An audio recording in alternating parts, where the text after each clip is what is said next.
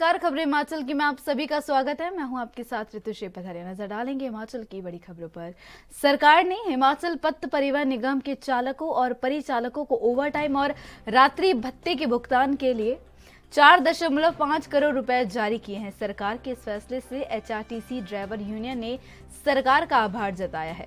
Driver union के अध्यक्ष मान सिंह ठाकुर ने कहा कि मुख्यमंत्री ने 2 किश्तों में 11 करोड़ देने की बात की थी, जिसमें से 4.5 करोड़ जारी कर दिए गए हैं। सरकार ने जल्द 3% डीए देने की भी बात कही थी। उन्हें उम्मीद है कि वह जल्द दिया जाएगा। उन्होंने उम्मीद जताई है कि सरकार चरणबद्ध तरीके से उनकी सारी मांगों को पूरा करेगी।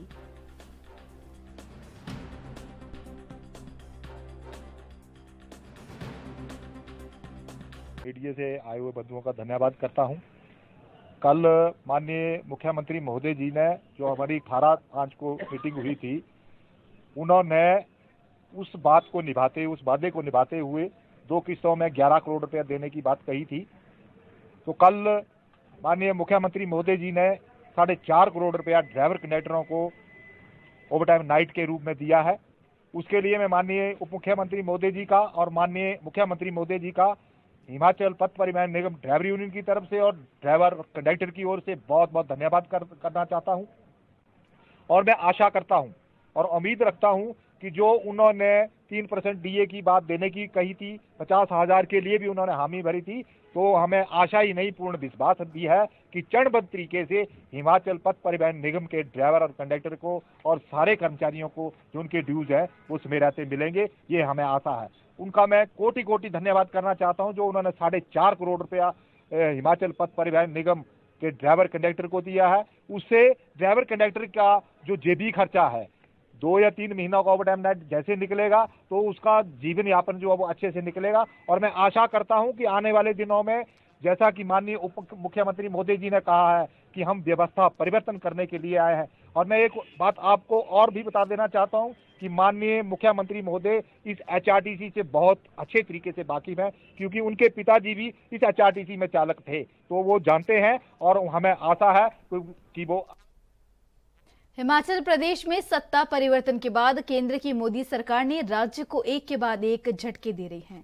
केंद्र ने पहले हिमाचल की लोन लेने की सीमा 5% से घटाकर 3% की, फिर एनपीसी की मैचिंग ग्रांट बंद की। अब 4 लेन फंडेड एजेंसी के प्रोजेक्ट में भी हर साल लोन लेने की सीलिंग लगा दी। इसका असर आगामी दिनों में कृषि, बागवानी, टूरिज्म, वन विभाग, जल शक्ति विभाग, लोक निर्माण विभाग के विभिन्न प्रोजेक्ट की फंडिंग पर पड़ेगा, क्योंकि world bank, ADB, NDB, Zika सहित विभिन्न एजेंसियों की सहायता से हिमाचल में आधा दर्जन प्रोजेक्ट चल रहे हैं।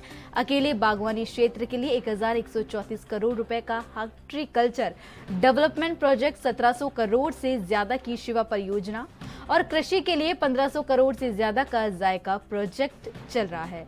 इसी तरह दूसरे विभागों में भी विभिन्न एजेंसियों से फंडेड प्रोजेक्ट चल रहे हैं। केंद्र ने पहले से चल रहे इन प्रोजेक्ट पर भी सालाना 4000 करोड़ से अधिक बजट नहीं देने और नई परियोजनाओं पर 3000 करोड़ से अधिक बजट नहीं देने की सीलिंग लगा दी है। इससे सुक्खू सरकार की आर्थिक मोर्चे पर मुश्किलें बढ़नी तय है।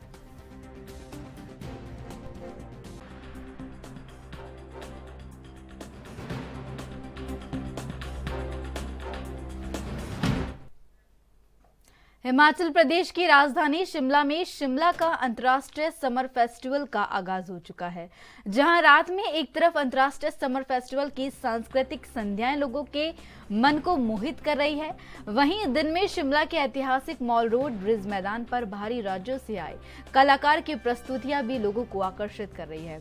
वहीं बाहरी राज्यों के कलाकार द्वारा पारंपरिक वेशभूषा में नृत्य किए जा रहे हैं। शुक्रवार को राजधानी शिमला में ऐतिहासिक मॉल रोड पर राजधानी हरियाणा और पंजाब से आए कलाकारों ने अपनी संस्कृति का प्रदर्शन किया, जिसमें राजस्थान का प्रसिद्ध चक्रा नृत्य, पंजाब का भंगड़ा नृत्य इत्यादि प्रमुख रहे।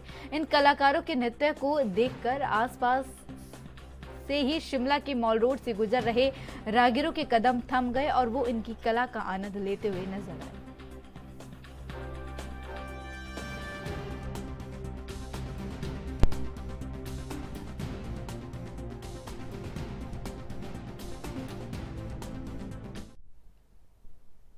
हिमाचल प्रदेश में भारतीय जनता पार्टी का महाजन संपर्क अभियान शुरू हो गया है। उत्तराखंड से लगते प्रदेश में पांवटा साहिब में उत्तराखंड के राज्यसभा सांसद नरेश बंसल ने जनसंपर्क अभियान की शुरुआत की।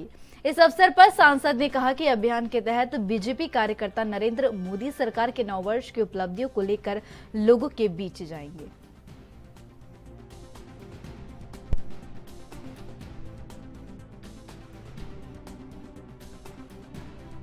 पार्टी ने व्यापक जनसंपर्क अभियान का बीड़ा उठाया है, जिसका अजमेर से 31 मई को प्रधानमंत्री जी ने आगाज किया है। कल सभी जगह पर कार्यक्रम हुए। हिमाचल के अंदर भी हमारे वरिष्ठ महामंत्री रहे, पहले राष्ट्रीय और अनेक प्रदेशों के प्रभारी रहे, इस समय राज्यसभा के सदस्य हैं डॉक्टर अनिल जैन जी, और उनके साथ इस राज्य के यशस्वी पूर्व मुख्यमंत्री श्री जयराम ठाकुर जी ने धर्मशाला से प्रारंभ किया। मैंने प्रदेश अध्यक्ष डॉक्टर राजीव बिंदल जी के साथ सोलन से प्रारंभ किया। आज उस कड़ी में मैं पांवटा में हूं। तो इस सारे अभियान में हमारी पार्टी के बूथ अध्यक्ष से लेकर के राष्ट्रीय अध्यक्ष तक और ग्राम प्रधान से लेकर के प्रधानमंत्री जी तक सब सहभागी होकर के, सांसद हो, विधायक हो, मंत्री हो, कोई पदाधिकारी हो, जन जन के पास जाएंगे, उनसे निवेदन करेंगे। इसका नाम भी हमने दिया है संपर्क से समर्थक। हम संपर्क करेंगे, उपलब्धियां बताएंगे, देश के सामने जो चुनौतियां हैं उसका भी वर्णन करेंगे। हम सब एकजुट होकर से उनसे पार पा सकते हैं, इसलिए समर्थन का भी निवेदन करेंगे, क्योंकि 2024 में चुनाव भी आने वाला है। तो इसको लेकर के तरह तरह के पार्टी ने कार्यक्रम बनाए हैं। जैसे प्रत्येक लोकसभा में 1000 विशिष्ट परिवारों की सूची बनाई है, उनमें व्यक्तिगत संपर्क करने के लिए जाएंगे, जो अपना समाज में एक स्थान रखते हैं, 150 लोगों को प्रभावित करते हैं। नालागढ़ में कांग्रेस के प्रदेश महासचिव हरदीप बाबा ने शुक्रवार को डांग नेहली +2 स्कूल में एग्जामिनेशन हॉल के कार्य का शुभारंभ करवाया। इस दौरान ग्रामीणों ने उनका स्वागत किया। हरदीप बाबा ने कहा कि वर्ष 2017 में उन्होंने कांग्रेस सरकार के समय एग्जामिनेशन हॉल के निर्माण के लिए बजट का प्रावधान करवाया था, लेकिन बीजेपी सरकार ने 5 साल में बजट जारी नहीं किया। लेकिन कांग्रेस की सरकार बनते ही मुख्यमंत्री ने 6 महीने के भीतर ही बजट जारी कर दिया। उन्होंने कहा कि एग्जामिनेशन हॉल के निर्माण के लिए 48 लाख का टेंडर ठेकेदार को दिया गया है।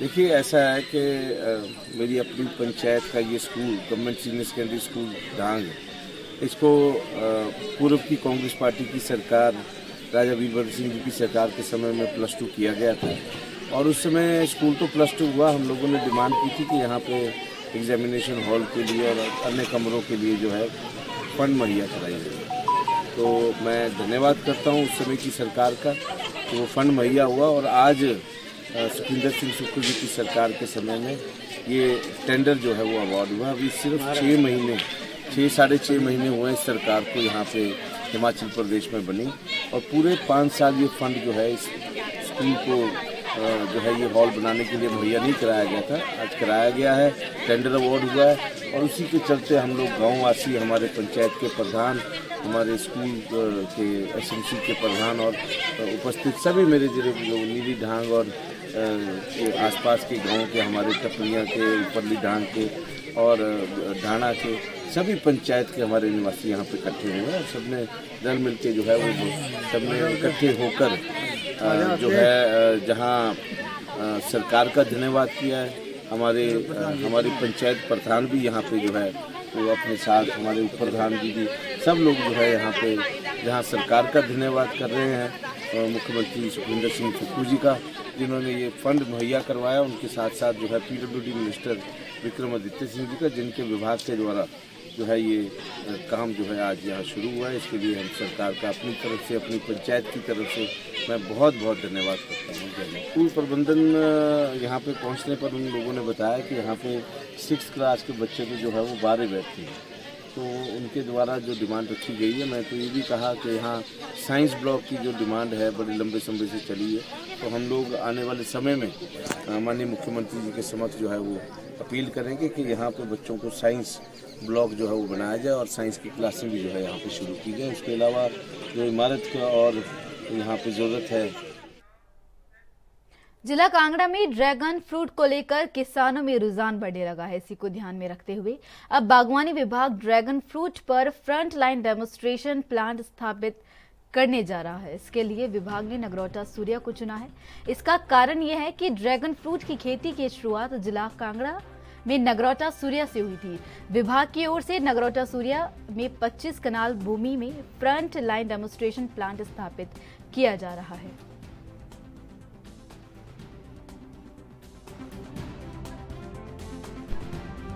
जिला कांगड़ा में तो मुख्यतः अभी नगरोटा सूर्या ब्लॉक में हो रही है और बाकी जगह है, जैसे सूला में भी है, थोड़े थोड़े फार्मर लगा रहे हैं, डेरा ब्लॉक में भी लगा रहे हैं, लेकिन मुख्यतः जो ड्रैगन फ्रूट की खेती जिला कांगड़ा में शुरू हुई है वो हमारे नगरोटा सूर्या ब्लॉक से ही हुई है।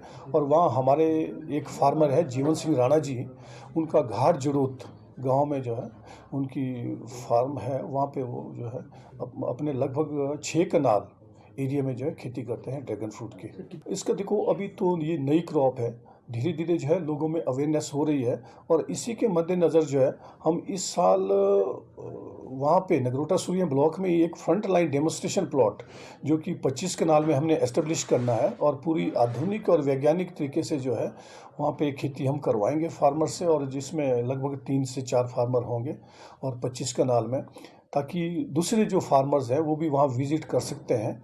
तो ये हम इस साल जो है डेमोन्स्ट्रेशन प्लॉट लगाने की वहाँ पे सोच रहे हैं। अभी नई क्रॉप है, धीरे धीरे लोगों के बीच में ये इसकी जागरूकता बढ़ रही है।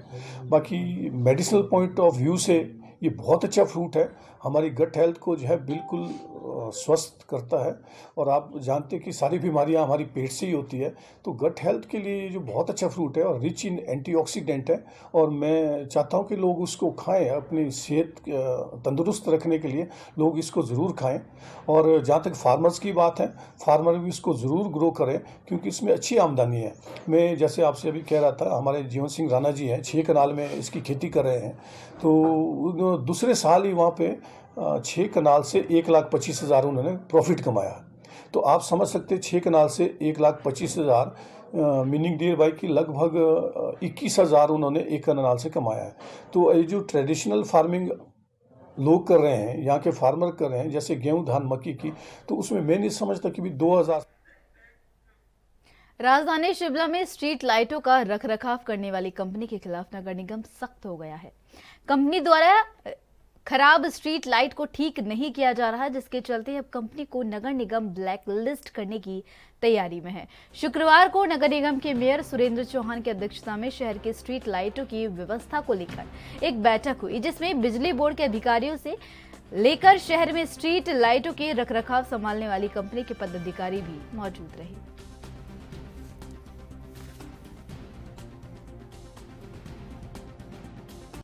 हाँ देखिए, आज इलेक्ट्रिसिटी बोर्ड के अधिकारी चाहे वो रूरल के थे या अर्बन के थे, एक्सन एसडीओ और जेईस भी थे, और हमारे कॉरपोरेशन के कमिश्नर और बीएनआर के एक्सन सभी लोग थे। और इसमें जो आपने जो पूछा कि कितनी लाइटें नहीं लगनी है, हमारा 1000 लाइटों का एक प्रपोज़ल गया हुआ जिसका वर्क इन प्रोग्रेस है। लगभग 400 या 450 के करीब हमने पोल खड़े कर दिए हैं, और इसके अलावा कुछ पोल्स में जो पुराने पोल है एग्जिस्टिंग पोल में उसमें लाइटें लगनी है। सबसे बड़ा इशू हमारा पिछले हाउस में आया था कि लाइटें ख़राब है, काफ़ी लाइटें ख़राब है, उसको अटेंड नहीं किया जा रहा कंप्लेंट्स को। उसकी एक कंपनी है जो बिजली बोर्ड ने 2-3 कंपनीज़ को साथ एग्रीमेंट किया हुआ, जिसमें EESL है जो मेंटेनेंस देखती है, और एक पोल जो है वो इलेक्ट्रिसिटी बोर्ड खड़ा करता है। इनकी दो तरह की इश्यूज़ हैं। तो एक पोल खड़ा करता है बिजली बोर्ड, और जो लाइट को मेंटेनेंस और लगाते हैं वो EESL के लगाते हैं। EESL एक कंपनी है जिसने आगे सबलेटिंग कर रखी है फ्लोरिडा को। फ्लोरिडा कंपनी के साथ हमारी ऑनलाइन मीटिंग हुई आज अभी। इसके साथ ही हमने उनको लाइन पे लिया था, ऑनलाइन उसने अपने इश्यूज़ को एड्रेस किया था, जिससे हम लोग इतने सेटिस्फाई नहीं थे। हमने कहा कि उसका वो शायद इनके साथ EESL के साथ कोई पूरे देश में अलग अलग कंपनीज़ के साथ उनका एग्रीमेंट चला हुआ है, तो वो उसको मिक्सअप कर रहा था इसमें। तो हमने उसको स्ट्रांगली ये कहा कि अगर आप 2-3 दिन में हमारा ये काम करते हो तो ठीक है, नहीं तो हम आपके डायरेक्टर से हम लिख के दे देंगे, आपकी कंपनी भी इसमें ब्लैक। हिमाचल में बद्री यूनिवर्सिटी ने यूनिवर्सिटी का धर्मशाला में अपना प्रोस्पेक्ट लॉन्च किया। इस मौके पर यूनिवर्सिटी की ओर से doctor Arunkant Panauli, dean of school management study व सुखविंदर सिंह, हेड एडमिशन ने पत्रकारों को भी संबोधित किया। उन्होंने कहा कि 20 साल से शिक्षण का कार्य कर रहे, साथ ही अब रोबोटिक एजुकेशन की तरफ भी बढ़ रहे हैं। इस मौके पर उन्होंने बद्री यूनिवर्सिटी द्वारा करवाए जा रहे विभिन्न कोर्सेज, स्कॉलरशिप, प्लेसमेंट के बारे में भी जानकारी दी।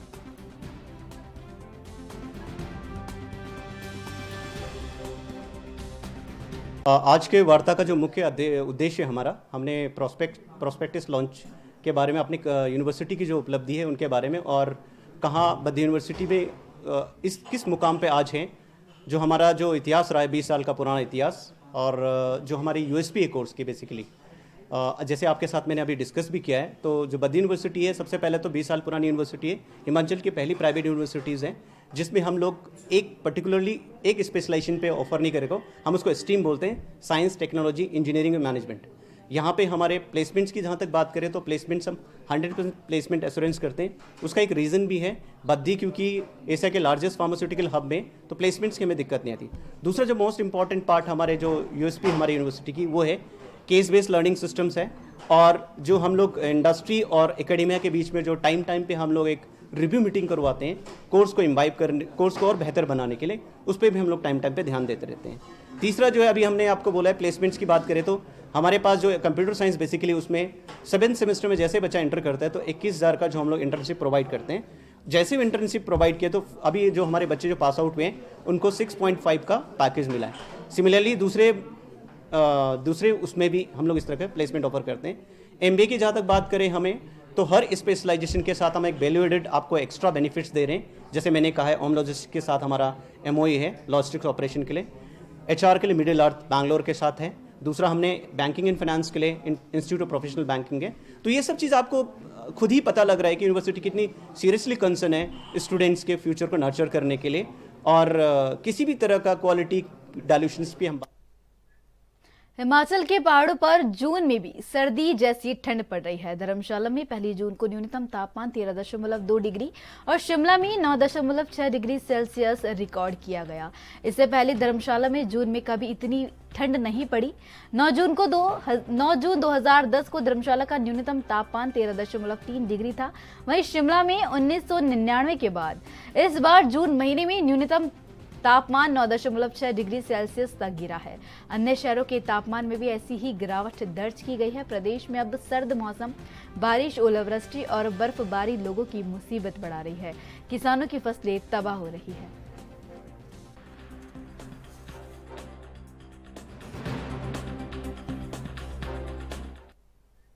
हिमाचल की राजधानी शिमला में अंतर्राष्ट्रीय समर फेस्टिवल का आगाज आज से शुरू हो चुका है।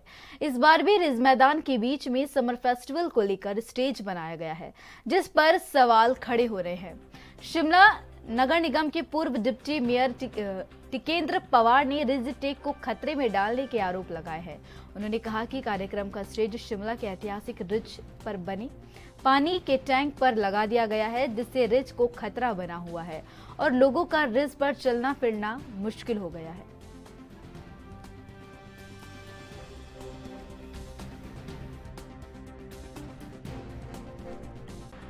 ये कस्टोडियन नगर निगम ही है, जिला प्रशासन का फेस्टिवल ऐसा ही है, लेकिन उसकी परमिशन ये नगर निगम से लेते हैं और बिना नगर निगम की परमिशन के नहीं ले सकते हैं।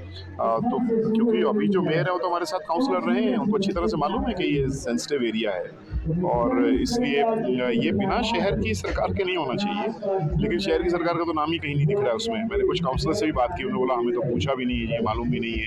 इनफैक्ट ये तो काउंसिल में जाना चाहिए था अप्रूवल के लिए, तो ये काउंसिल में तो गया ही नहीं है। और जिस तरह से आप देख रहे हैं, और मैं हैरान हूँ कि कौन है वो राय देने वाला, जो मतलब आप थोड़ा अगर जाएंगे उसको मुआयना करें, पूरा टैंक के ऊपर है, सब कुछ टैंक के ऊपर है। इनफैक्ट टैंक से बाहर सब एक्टिविटी अलाउड है, बाकी पूरा टैंक ऑक्यूपाई कर लिया है। ये बिल्कुल तरीका ठीक नहीं है सर। ये वेज है, कबाड़ खाना है यार, मेले की जगह थोड़ी ना है। मुझे याद है मेरे सिर के ऊपर पिछली तरफ यहाँ आर्मी कमांड।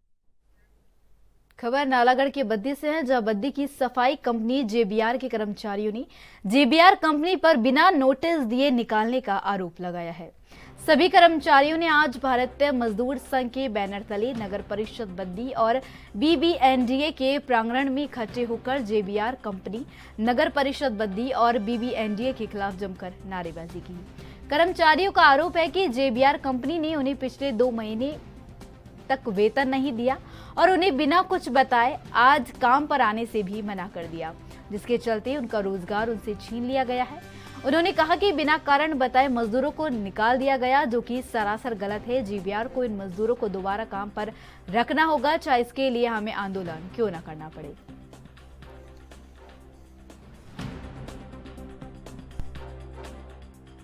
ये जो जेबीआर के कर्मचारी हैं, इनको उन्होंने निकाल दिया। सभी 100 कर्मचारी ऐसे सफाई कर्मचारी हमारे, उनको निकाल के बाहर का रास्ता निकाल दिए बाहर। तो उसके बाद इन्होंने ना उनका ईएसआई, ना पीएफ, ना कोई सुविधा मिली, ना वर्दी, ना बूट, ना जूता, कुछ भी नहीं दे रही। बिना मतलब से इनको निकाल दिया, कोई नोटिस नहीं दिया, कोई उनके ऊपर कोई लिखित कार्रवाई नहीं की, बिना मतलब से इनको बाहर निकाल दिया। हम इनकी लड़ाई लड़ेंगे। अभी हम ईओ साहब से यहाँ मिले हैं, ईओ साहब ने भी हमारा सारी बड़े प्यार से बात सुनी। अभी हम सीओ साहब के पास जा रहे हैं, जैन साहब के पास, उनके पास पूरी बात रखेंगे इनकी कि जेबीआर ने इनको क्यों निकाला, वो कारण क्या था। आज बद्दी के अंदर अगर सफाई कर्मचारी नहीं होंगे तो बद्दी का तो बहुत बुरा हाल हो जाएगा जी। वही ये सफाई कर्मचारी है जिनको सम्मानित करते प्रधानमंत्री मोदी जी, वही ये सफाई कर्मचारी है जिनको अपमानित किया जा रहा है यहाँ बीबीएनडीए के अंदर। तो इनको धक्के मार के निकाल दिया। गाली गलौज करते, इनके साथ ठेकेदार गाली गलौज करता, उसके सुपरवाइजर गाली गलौज करते, उनके मैनेजर गाली गलौज करते, जो इनके पास। मैं जेबीआर में काम करता हूँ और जो हमारे साथ लेबर जितनी भी काम करती थी नगर परिषद में, मेरा 15 साल से रिकॉर्ड है सफाई कर्मचारी में काम करते का।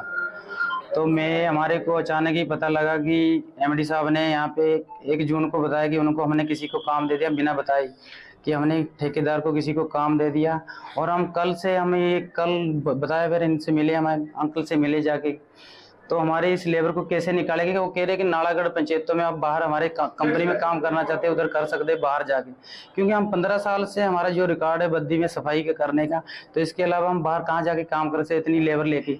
तो हमारे बद्दी में 60-65 लोग मेरे साथ यहाँ काम करते हैं। पंचायतों में बीबीएनडीए की जो काम करते थे वो भी मेरे साथ ही बैठने को। अब वो कह रहे बाहर हम कैसे काम करेंगे इनको छोड़ के, छोटे परिवार से, गरीब परिवार है। तो मैं तभी आया, मैं कहा हमारे जो 15 साल से ये साहब से हमारे साहब अभी सारे मिले हम, तो मैंने बोला सर हम काम करेंगे बद्दी में, हमारे को जो भी हमारे की कमी समियाँ हमारे को बता सकते। तो हमारे को कुछ दिन से पेमेंट मिली नहीं, कुछ अभी इनकी पेमेंट हुई, हमारा साहब क्लियर करा दो, आगे को हमारे को काम पे रखो हमारी। तो ये सर मैं जेवीआर, मेरा नाम गुरमीत सिंह है और मैं जेवीआर में प्लाट हेड हूँ। सर आज जो है आपके कुछ सफाई कर्मचारी जो है आज नगर परिषद भी गए थे और साथ ही जो है उन्होंने आज सीओ बीबीएनडीए के पास भी जो है यहाँ पे धरना प्रदर्शन किया। क्या पूरा मामला है? सर मामला कुछ नहीं है, हमारा ना एक ग्रुप बना हुआ है बद्दी क्लीन ग्रुप, उसमें सारे बद्दी के एमसी साहबान और ईओ साहबान, जितने भी मोतबर बंदे हैं, व्यक्ति हैं बद्दी के, उनके सबके नंबर ऐड हैं। उसमें हमें शिकायतें आ रही थी पिछली 8 मई से ही।